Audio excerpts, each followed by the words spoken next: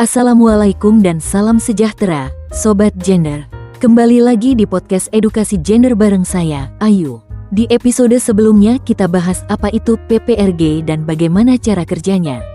Nah, hari ini kita masuk ke hal yang lebih teknis tapi sangat penting. Bagaimana sih sebenarnya analisis gender itu dilakukan? Seperti biasa, saya ditemani oleh narasumber kita tercinta, Kamada.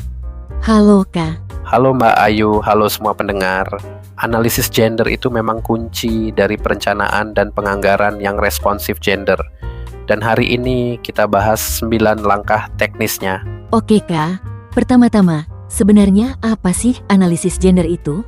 Analisis gender adalah proses mengidentifikasi dan memahami ketimpangan atau perbedaan perlakuan antara laki-laki dan perempuan, baik dalam akses, kontrol, partisipasi maupun manfaat dari program kebijakan pembangunan.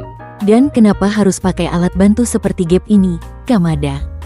Karena GAP, Gender Analysis Pathway, membantu kita menyusun logika berpikir, supaya perencanaan dan anggaran yang kita buat tidak bias dan tidak mengulang diskriminasi lama. Dan sekarang, yuk kita bahas 9 langkah teknis yang dipakai dalam formulir GAP. Langkah 1, analisis kebijakan. Apa isi kebijakan program? Siapa sasarannya? Apa dampaknya? Langkah 2, data and informasi pembuka wawasan. Data terpilah, berapa perempuan dan laki-laki yang terdampak.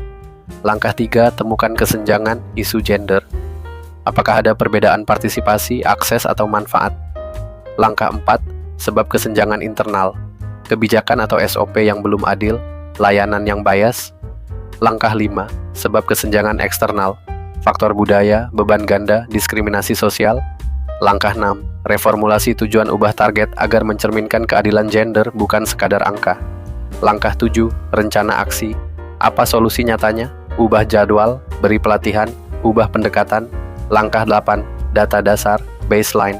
Kondisi awal yang jadi titik ukur keberhasilan. Langkah 9, indikator gender. Ukuran yang jelas, berapa persen perempuan yang berpartisipasi, berapa yang menerima manfaat. Wah, lengkap sekali. Jadi dari GAP ini kita bisa menghasilkan GBS ya? Bener banget, GBS Gender Budget Statement itu ringkasan dari semua hasil analisis tadi. Dan ini yang akan dilampirkan dalam dokumen perencanaan dan penganggaran OPD.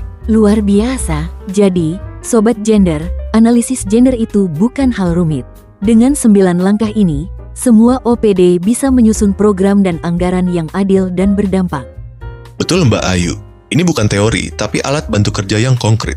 Terima kasih Kamada, sangat mencerahkan.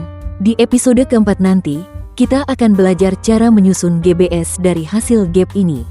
Sampai ketemu di episode selanjutnya.